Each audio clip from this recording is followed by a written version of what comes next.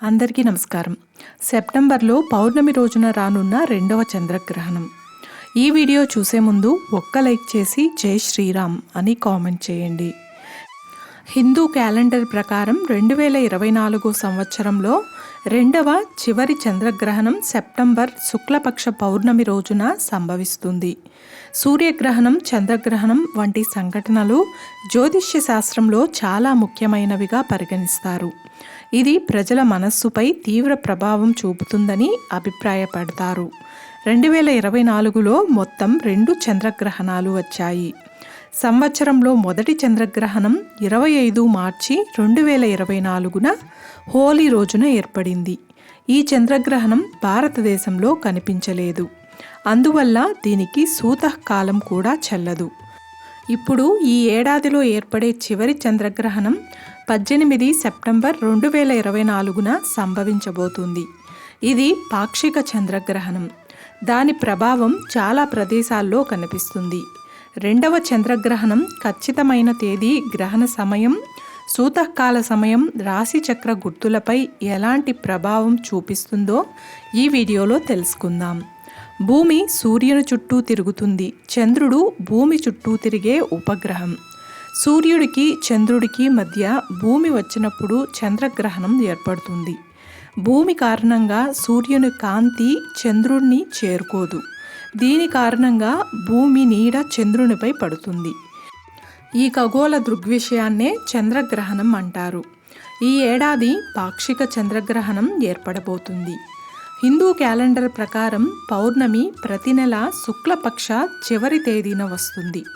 ఈ ఖగోళ సంఘటన పౌర్ణమి రోజున జరుగుతుంది. చంద్రగ్రహణ సమయాలు. భారతీయ ప్రామాణిక సమయాల ప్రకారం 2024 సంవత్సరంలో చివరి చంద్రగ్రహణం 18 సెప్టెంబర్ 2024 ఉదయం 6 గంటల 11 నిమిషాలకు ప్రారంభమవుతుంది. ఉదయం 10 గంటల 17 నిమిషాలకు ముగుస్తుంది. ఈ చంద్రగ్రహణం మొత్తం 4 గంటల 6 నిమిషాల పాటు ఉంటుంది. ఈ సంవత్సరంలో రెండవ చంద్రగ్రహణం పాక్షికంగా ఉంటుంది. శాస్త్రవేత్తలు చెప్పేదాని ప్రకారం సూర్యుడు, భూమి మరియు చంద్రుడు సరళ రేఖలో లేనప్పుడు పాక్షిక చంద్రగ్రహణం సంభవిస్తుంది. భూమి నీడ చంద్రుని మీద కొంత భాగంపై మాత్రమే పడుతుంది, కానీ చంద్రుడిని పూర్తిగా కవర్ చేయదు. ఈ సమయంలో చంద్రునిలో ఒక భాగం మాత్రమే ఎరుపు రంగులో కనిపిస్తుంది.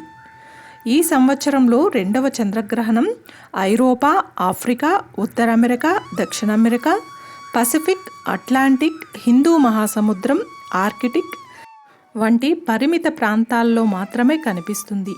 ఈ గ్రహణం భారతదేశంలో కనిపించదు. అయితే ఈ చంద్రగ్రహణ ప్రభావం ముంబైతో సహా దేశంలోని పశ్చిమ నగరాల్లో కనిపిస్తుంది. ఈ గ్రహణం భారతదేశంలో కనిపించే అవకాశాలు చాలా తక్కువ. ఎందుకంటే చంద్రగ్రహణం ప్రారంభమయ్యే సమయానికి భారతదేశం అంతటా చంద్రాస్తమయం అప్పటికే సంభవించి ఉంటుంది. అందువల్ల భారతదేశంలో చంద్రగ్రహణం కనిపించదు. గ్రహణం ప్రారంభం కావడానికి 9 గంటల ముందు సూతకాలం ప్రారంభమవుతుంది. ఈ కాలంలో మతపరమైన కార్యకలాపాలు నిషేధించారు. సూతకాలం నుండి గ్రహణం వరకు గర్భిణీ స్త్రీలు చాలా జాగ్రత్తగా ఉండాలి. అయితే ఈ సంవత్సరం రెండవ చంద్రగ్రహణం భారతదేశంలో కనిపించదు, కాబట్టి సూతకాలం కూడా చెల్లదు. వేద జ్యోతిష్య శాస్త్రం ప్రకారం చంద్రగ్రహణం, సూర్యగ్రహణం 12 రాశులపై కూడా శుభ, అశుభ ప్రభావాలను కలిగి ఉంటాయి. జ్యోతిష్య శాస్త్ర లెక్కల ప్రకారం మేషం, మిథునం, కర్కాటకం, కన్య, వృశ్చికం, కుంభం, మీన రాశుల వారికి ఈ సంవత్సరంలో మిశ్రమ ఫలితాలను ఇస్తాయి. అదే సమయంలో ఈ చంద్రగ్రహణం వృషభం, సింహం, ధనస్సు, మకర రాశి వారికి జీవితంలో సంతోషాన్ని కలిగిస్తుంది. చూశారు కదండి. ఈ వీడియో మీకు నచ్చినట్లయితే ఒక్క లైక్ చేసి నా ఛానల్ని సపోర్ట్ చేయండి. ఇంకా మరెన్నో ఇంట్రెస్టింగ్ వీడియోస్ కోసం నా ఛానల్ని సబ్స్క్రైబ్ చేయండి.